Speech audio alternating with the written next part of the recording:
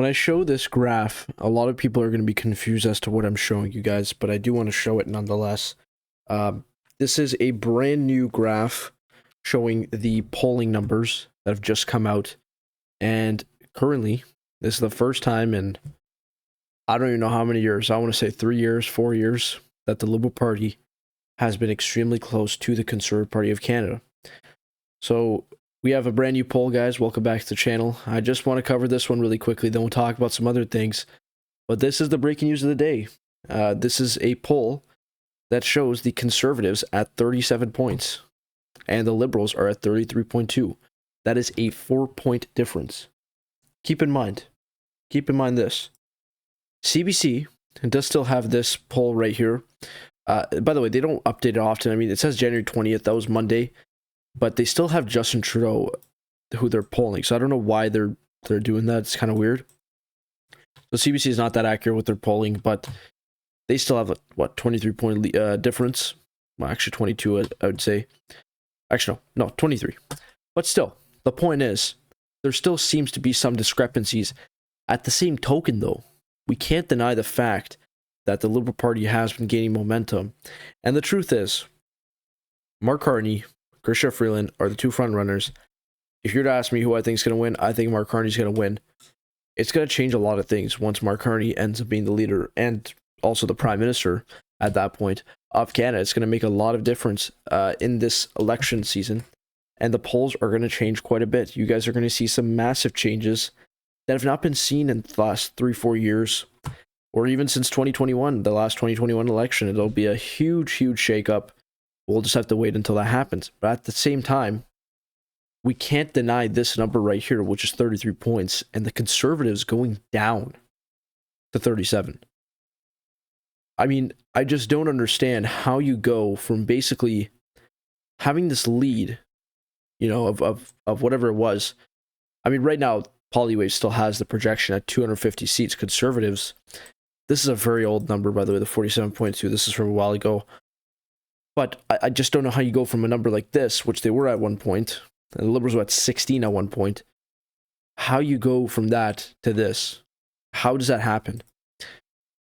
Now, I don't want to speculate here, but I think definitely there's a few reasons why this happened. I think everybody can pretty much point those out, and it's two main reasons. Number one, Justin Trudeau's gone. Shocker, I know. No, that's one big factor that nobody seems to mention as the main reason. Actually, I shouldn't say nobody, but a lot of people tend to underestimate just how much of a deal that was, how much of a big deal that was that Justin Trudeau resigned. Because the truth is, and I keep saying this, I'm going to say it a third time or fourth time, whatever it is, the reason why the Liberals have gone up in the polls is because Canadian people, all of us, I'm not talking about my audience, I'm talking about the Canadian people in general.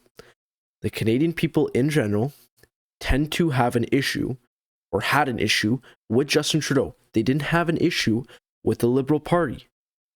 And so we can think what we want. We can have our own views. That's fine. It's a free society. You guys are free to believe whatever you want. But at the end of the day, we can't deny the fact that most people had an issue with Justin, whatever his middle name is, Trudeau. They didn't have an issue with the Liberal Party. And that's why you see these numbers, this 33%. Now, we do want to go to 338 Canada really quickly. This was from last week, actually. And again, this is another sign that things are changing quite a bit. Now, the Liberal Party finally broke 40 seats for the first time in, I think it was like 3 weeks or something, which, most people would say that's not really something to celebrate about. Or I would say most Liberals would say that's not something to celebrate about. But I would say for them, at least, this is a step in the right direction in their comeback, or at least their potential comeback. Now, the Conservatives, though, I must say, still riding high. Almost 240 seats is a big majority. That is massive. And so if they keep the momentum, they will not have much of an issue. But the only thing that I'm going to caution the Conservatives about is one thing. Mark Carney. Look, Mark Carney, they've tried to attack him, tried to do the carbon tax thing, whatever. Okay, fine. You can attack him for that. He has sort of suggested that he doesn't mind the carbon tax at times. That attack can only stick for so long, because the truth is Mark Carney is going to flip his position. That's not me saying this. This is basically what's been reported in the media. And we can look it up as well if you want. But when Mark Carney officially announces that he is against the carbon tax, what is the Conservative Party's line of attack?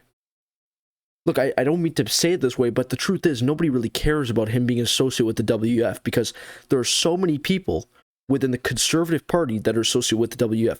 All the political parties in Canada are associated with the WF in some shape or form. Look, Donald Trump delivered a speech at the World Economic Forum. So that's not much of an argument either. Okay, that's sort of like a fringe argument. Nobody really hangs on to that. The most Canadian people, I'm talking about most Canadian people, don't really know much about the WF and what they stand for, whatnot, and what that really means when a politician is associated to it. So that's another thing. You can attack him for working at Goldman Sachs. Like, I don't know how much of an attack that would be.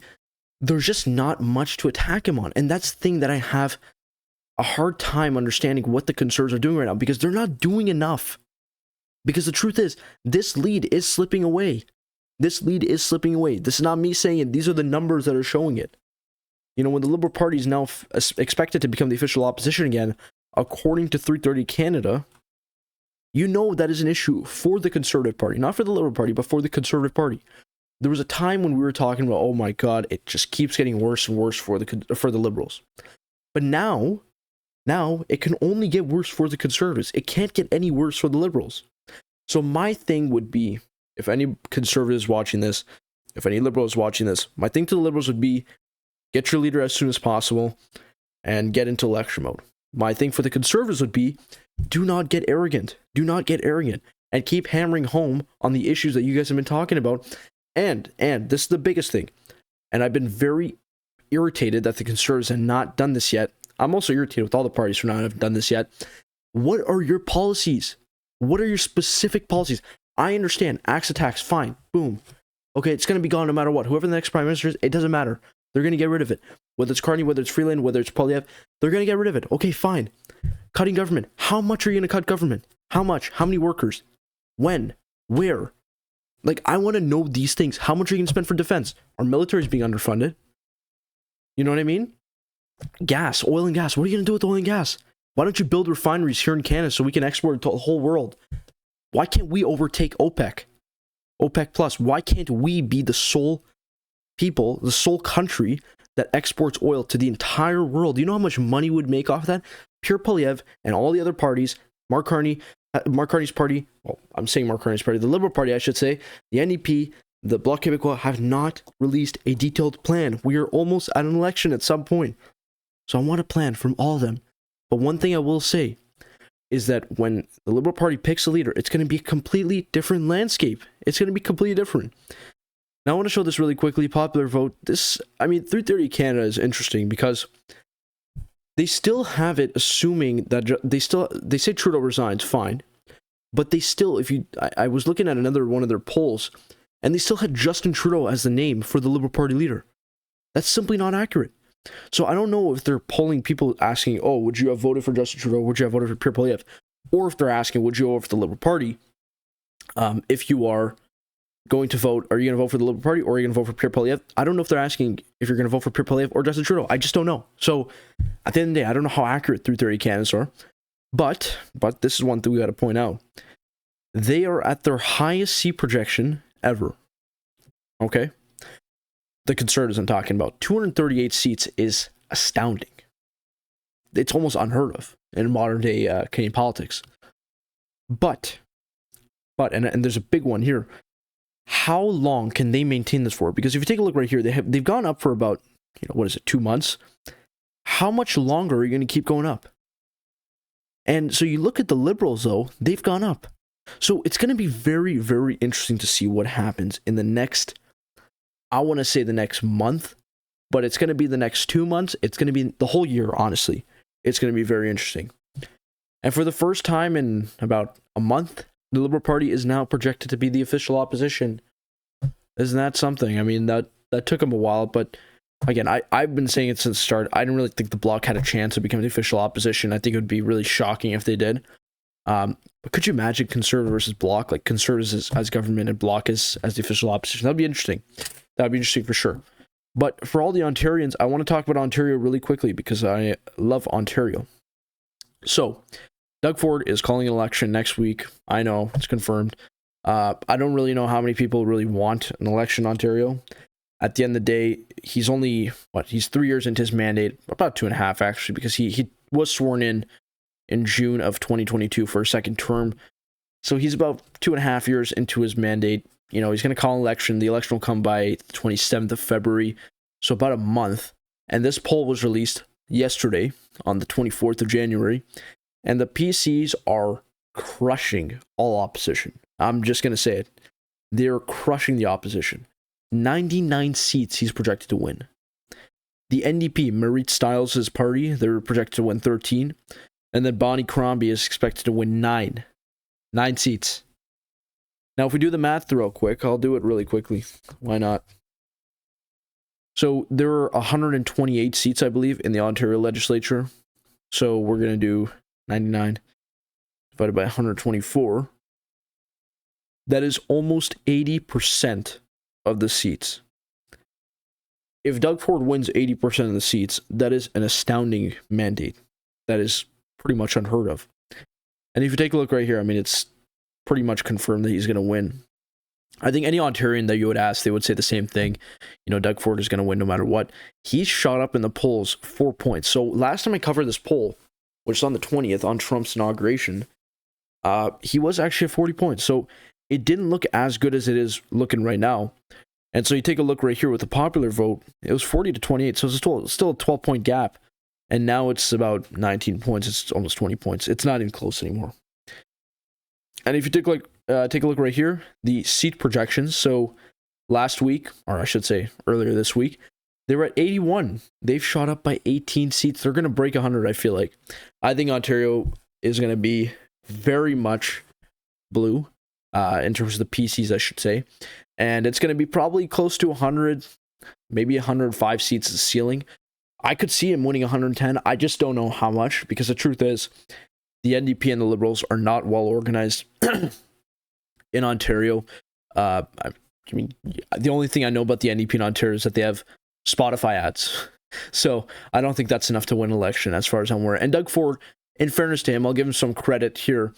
He has been very much in the front lines. He's wearing that, you know, Canada's not for sale hat, meeting with all the premiers, trying to be like the Team Canada guy. You know, whatever you guys think about that, I don't really care if you like it or not. But the truth is, the people of Ontario do like it for the majority of them, because clearly he's going to win an astounding majority. And as you can see, 338 Canada puts his ceiling at 109. But then again, he can always exceed that. We never know. But I do want to look at some key polls in some key ridings. So University of Rosedale, that is our friend Chrystia Freeland's riding. Well, not our friend, actually. And she is at 86% chance of winning. She's going to win her seat. Okay. Papineau, Justin Trudeau. I don't even know if he's going to run yet. So we still don't know if he's actually going to run again as an MP. I would assume he wouldn't. But then again, I don't want to make any false assumptions. He is also projected to win his seat if he does, in fact, stay in politics. If we take a look at Burnaby Central, I know you guys love looking at this one. And Jagmeet Singh is losing it again. He is losing it again. And it just keeps getting worse and worse. The gap keeps getting bigger and bigger. And then if there's another one, I would say Jolie is another one that we want to talk about. And yeah, she's going to win a riding too. So yeah, a lot of ridings that are typically Liberal. You know, I say that with a caveat, because the Liberals have lost some of those, like St. Paul's, and the one in Quebec recently they lost in the by-election. But then again, they're regaining these seats that are typically Liberal, and so is that a sign of good change? I don't know. Is it a sign of some change? For sure.